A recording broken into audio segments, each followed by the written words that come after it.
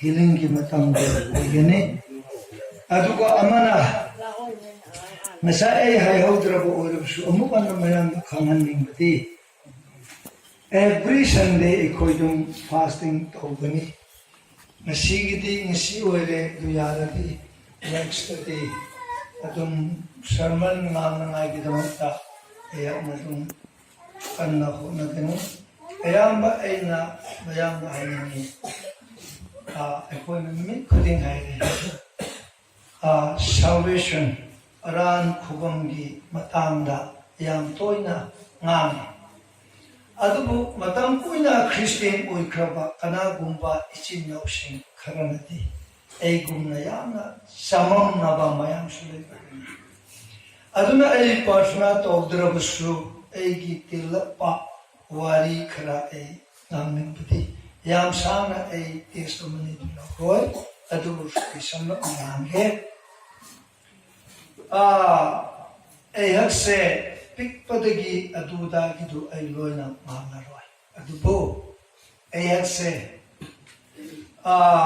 sona sanbidna hoy ay pap suktok tawte haibati ngamlo adumo ursu ayambadi ay hakjang dayana dharma change pamba achumba tawba pamba mina ay buthagat pamba adugumba mi amadi ay oire aduna ai ayamasi ayhanna pakham oirabada natraga pikpadagi eigi kamda ai ishona aimona du wangange karambano aydi aina huralabadi taibam mi buti karsunate du ishona ai pi haiba adugumba nupa amadi ai ama oina aduge maramna ayakse quran chinthi tawbada kaya ai gawgumamlate aduai pangsina pakhang oirabo matamda makoina party tawba yu thakba matamda ko yam samni ko ayakse yawrakte yawrabasu eidi sokte eidi tawte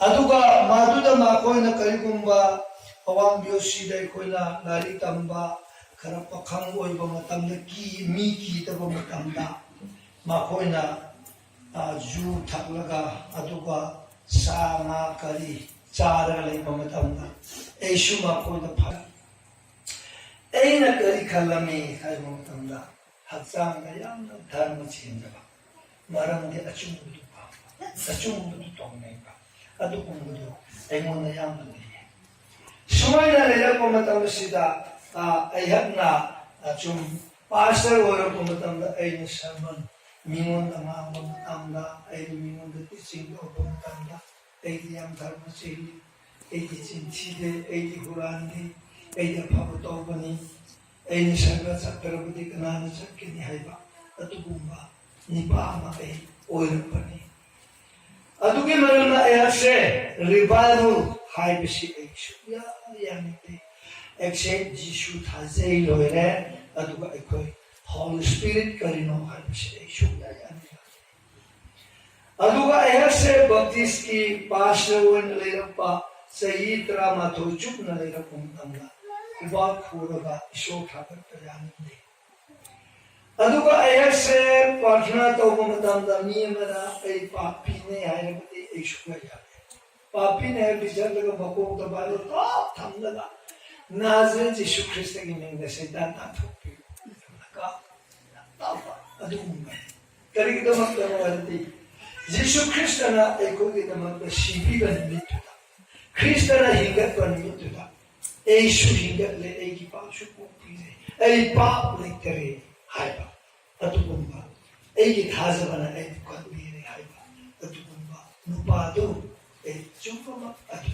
atugi mananda mi kana amatasu eimonda counseling piba yade aina mi wona counseling piba yae एंगोंदती counseling पी बेयारो मरमदी एदी हुआ एदी चिंती एदी अफातो हाय ना सुमाइना एगी पुंशिदा एना दुम लेंदुना लेरमी ए संबल मायदगे लेंदुना लेरमी अदुदा एंगोंदा करमाइना मासिदा फौरक पके खाइ मातामसिदा अमुखा खाइ को मैथ्यू की 18 की वर्स 1 to 3 अदु मासिगी बाइबल से एक अधिकतम पाठक ꯄꯨꯡꯖꯥ ꯑꯗꯨꯗ ꯁꯦꯕꯣꯛꯁꯤꯡꯅ ꯌꯤꯁꯨꯗ ꯂꯥꯛꯇꯨꯅ ꯍꯥꯏꯖꯔꯛꯏ ꯁꯔꯒ ꯂꯩꯕꯥꯛ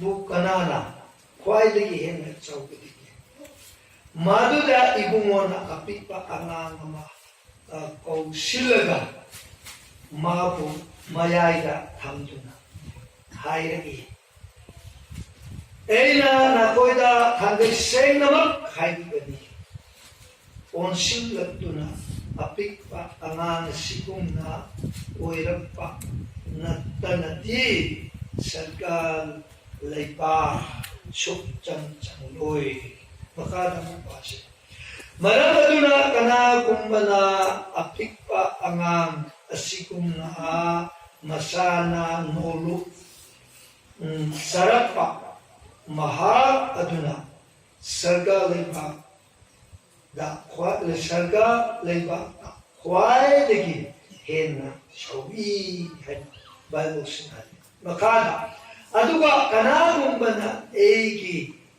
iminda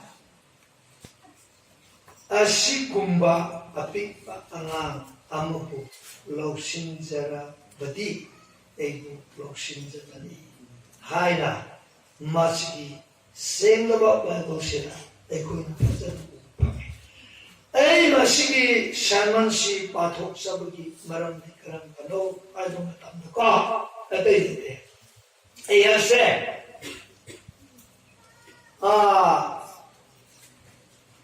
padagi ayna kayamo afaba mayan tawrapra aduga anisubada ayase bakhang oira padagi pastor oira padagi ayna kayamo afaba thabak tawra ay imi puknin subandi ay di afaba mini ay di asum anabasingit amagta maiba darakar oyi 나가버싱기다먹다 마이바 들까고 참새고 마카다 다르마 젠범이 싱기다먹다 에이라코티 아두가 아이파 피니 하이다바 미싱기다먹다 서토파 미싱 아두기다먹다 에이라코티 아두고 파 젠범이 싱 기다먹다 에이라코티 마두디 karamбана pukni hongna pukitamakta ay lapani Bible to we James Bible ay ko na yung mamatanda isorda naksilu isorda naksilu makada pap sensa na ko ikut singalo pukning anilong sa na ko ipukni singalo makada ay ko na yung mamatanda Ishorgi mitjengda nolu saba mahak aduna Ishorna sawhagni makada mo ay ko ni mamatanda kali mo ubra ay siyang makalagi amo ay ko ni mamatanda kali mo ubra hay mamatanda awan nung si pagkagawin kapu amo bago ay ko ay ko na mo kay mamatanda kali uwi hay Matthew ki Bible Hawaii ton sing atu jai pabani circle le patu maku kini tenghali sing atu jai pabani maku ibu nongai handi kini atuka amuka look ki Bible da ay ko na amubana jeng mamatanda ay ko na tam samna ri ko look ki Bible da ay ko na amubana yeng mamatanda kali mo haye kay mamatanda Jai Phaba, Haiba, look if I go to a car. I'm some not drinking on the Kuto Jai Phaba sing Amasum, our sing. Sila moving Sika. Madu Luki 60-20, Aduda I call a move past it. Amexu Ibumona, Mahaki Sebok Singa. Mit zengkatuna hai lairabasa zaikai marandi ishor ki leiba na koi kini makara hausi lamli basa zaikai marandi na koi thanan makara Housing Kablivasa Zaipai Maramdi Nakoi no Kani Ayam Nakoi Masigi Bible says a pastor oina mi yam tambi yam na nanglan banupa amani a sermon yam na pirami asumana tawra masigi Bible says a parami ado na sagi ay na pathok club Bible says mas ay na yam na pausa limonda yam na teaching tawpa ado masigi Bible says ay na garimuk tawra anong tanda Good Friday ki matanda Egidamakta nanda banupani. Kanagidamakta, migidamakta. Karamano. Prabhu Jisu Krishna. Good Friday gimulitisena. Papi. Eikogidamakta haide. Papi na kogidamakta. Krishna shivibani. Na koi thazabra. Thazai. Thazarabdi. Kanibisi akayako. Heta ilaya. Kanibiko. Ka. Howsi ayam tising se koi dukta. Ano ba ay koi ki Bible da amu wala yung kumatanda. Keno ki.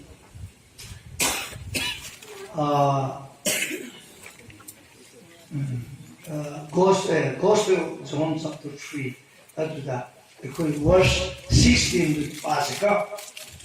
Ayam na samna tumay krabani. Marandi isona taibang panbabu asuk nungsipire. Haibadi ibumo mahaki amata ngairaba masan pa adubu pibire. Aduna masan pa adubu thazabami khudingna mangdaduna lombanaidana hingba phangna nabani lombanaidana hingba phangba everlasting life. Long night na pampa. Amaron na example pibat arabadi evergreen. Nadraga new life ano punshi pamba. Ka masige ano punshi pamba ay sikaram ano arabadi salvation. Masige salvation sikaram ano arabadi amukana pa o pipa pa o pire pa o Pako piba asigi assurance ase isona aymonda thawaina aymonda assurance pibi si yam draka oitane ko yam samjil lagi ko masi assurance e ko ida lei tabya ada bani marana ay masi marana yam sahi tarama thoi shud ay na pasar koi matamda masi ising si yam tauraga ay ishama Kanbi Pamkrabani. Nadraga Agi Tazavana Agi Shor Kanbi Krabani Hibisiki, teaching Shinshi Aya, Taurabi, Tatuna. Singing of Sing, Ayamasida, Hainimba, Wapam Adudi, Karambano Hapamatanda. Sumana Ekoi, Zema Matanda, Amumana no Lake, Marandi, Ishona, Taiwan Pandabu, Asuk Nushipire. Haibadi ibumo mahaki amatangaira machan pasi bire haiba waise na koi dadi ai hairoi ko ai wali khrasa ko karamana tawbana ai siyam na pan tawbana pani na sa ai pa thokra ba siyam paban aduma koi su ai hanna karamana tawbano haibasi ai na masigi teaching tawba matamda thazabani sona kanbi khrabane ai manglame adugo Ehana 1990 April Day 2 Good Friday Numi Pungtra Mathoy Taba Matamda Isogi Asingba Kawaidu Edmona Lapa Numi Aduda Nasai Matthew 18 Adugi verse 1 to 3 Madugi Bible say Isona Aimoni reveal Tauraka Mana Edmona Nambi Bahopani Ko Adugi karambano ano matanda. Isogi seba tauriba, isogi matung illi haliba, sujan percent kando pikraba. Akoigi sebaushi atumusho. Makoi kari taurame kaya matanda. Makoi na tauriba apabasindo, makoi na masin hiraga, makoi na napan amali. Karamba napan, makoy na tugay bang daba, napan amakak le. Adudi karamba na, ay perfect po le. Hay ba mama ko na changya. Marami ay ko shergol ibang disang kanya. Ado ay ko siya, kanana kway dagi, maduda ay ko na kway dagi, kanana chawbage. Madugi mapamaduda ay ko na sang pamatanda ay ko sang di sang lagan. Sang lagan siya ay ko kanana chawbage, kanana chawbage ay ko kitara. Hay ba si makoy ko siya. Ado natapat eh, makoy kinungsita. Sautropa ang ando, maknalaw. Sila halaga, mayayda kamlaga, mananandali, asigi apikpa ang angse, asigum ng nakoy oilang tarapati, sargalayang sutchang apikpa ang angse, nakoy na lawsing tarapati, sargalayang uroy, hayba, wahesi, kari arkano, yam samlagi, hayba matang ikoy na umupamati. Nasa ay napatok na bago singguliyan mo matandali. Ay siya, kway, taway na, tola ba? Taway na ay matiktsala, ay papi. Ay natalagkakakasyo, papi na itreko. Ay katapapaw pa rin ko, hay basiki, broken heart. Tamoy, kaya ka, Krista bucang jera ka, isang mo na, taway na lang na ka, nasa ay luki Bible do, taway na yan, talapa, taway na yan, layan, ay gumba, layan na magkanali, taway na di nung daya sita, kaurama, mi ama, o iba, natalaga ay hatsi, taway ki lambi ronda, ay gumba, pachi yung malitre, ay gumba, papi, kanasulit, ko hay si nakuna kamlaga tamoy kayaga Krista mo na isang tamadada nagsagalay ba patunang gikoy kani hay ba wahay si sagalay ba nang gihay ba si salvation assurance of salvation madagi assurance to nahat malupit patani hay ba si ay ko na mas upamera saman ko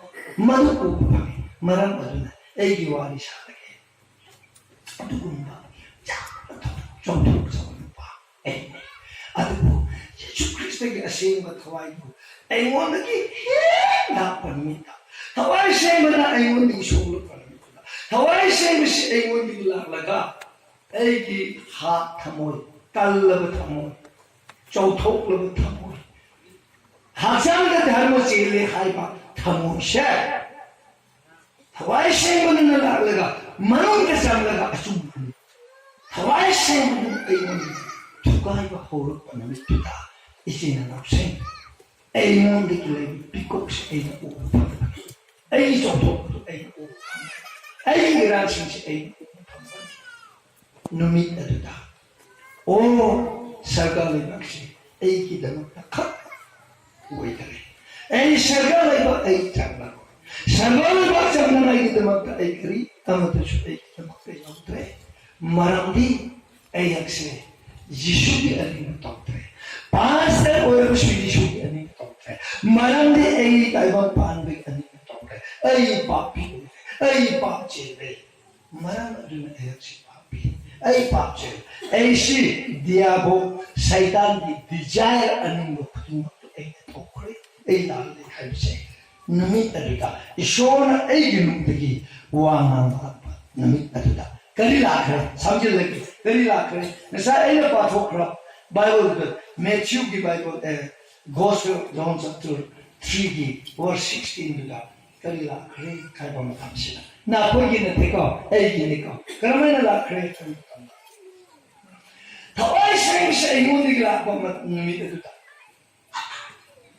Pokoknya, naku na pondok pamantaba. Egin da egi kamoyda. Hawaii sanction ko. Ay mundi kinuha. Ay mundi inanak. Karamay na nanak ko nung hay pumatang sila ko. Ay siya. Gantin siya laga. Ay nagkakto na isyon mo na dyan sa pamatang. Ay tubuon mo kamata. Yesu Kristo na egi da magkao. Mana cross awabu puba, mabu puba, aduga mabu puri jautana. 이까이로 비고 부림막세 아이고 빠져나 낭호브라크레 아버지들이 프로 예수 그리스도나 아이고에게 넘었다 막세 아무튼 나이로 마찬가지로 예수세 아이고에게 넘었다 답이라니 하이베스 에이 담으로 나눈다 홀리 스피릿 통하시는 것이나 에이 놈들이 나의 카이바 하오라가 낭 하오라가 프로 예수 그리스도 타와의 신바 아두가 이 소울 아심 딸방 반드시 기맥이 넘치고 딸방 반드시 넘치비에 아이고 슈가 넘치비브라 하이버시 에이 원하기 뭐 오이나 딸방 반드시 망고야다 에이 놈들이 에이 타모이들이 타모이 가이라가 크리스토리 미누시세 에이 원나 자리자리가 하오르네 마담을 그것들이 오이도노 하는 마담다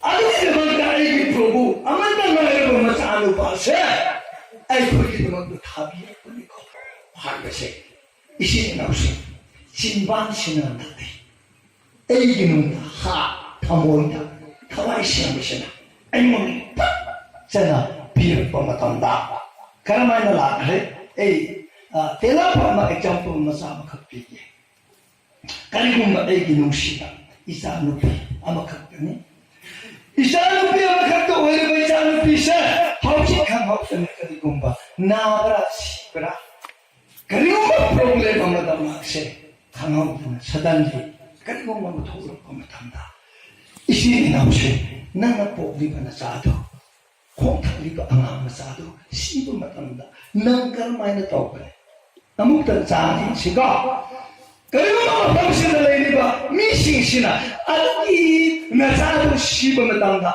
그리고 프로블렘 나고 나간다 난 나오니까 나오니 아두가 아두기 무시베지 이또 또는 무시베도 거기네 마도 shum하이나까 눈이 아니다 그리스도 예수세 아이모나 나쁜 믿어도다 이제 혹시 그리스도 무시베세 I'm broken.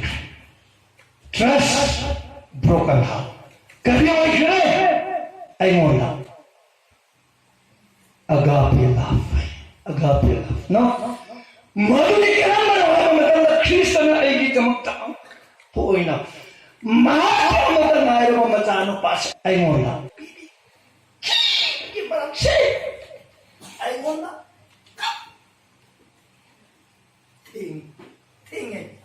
마담을 그다 애모니 타와시 마두기 이모셔널 아시다 에이시나 뭐 이렇게 보면 담다 에이 미치 비잔다 크리스도 예수의 에이 담았다네 아버지 에이 카메라 누구야 아이는 시르버 수 크리스도기 행거버 수 크리스도 아주나 아포스톨 포 까리 하이나 크리스도 예수의 시 에이 시 그런 것이네 다른 바람들이 합상기 디자인 all nature 가 학창이 와 학창이 아빠한 거 그대로 시에 아두고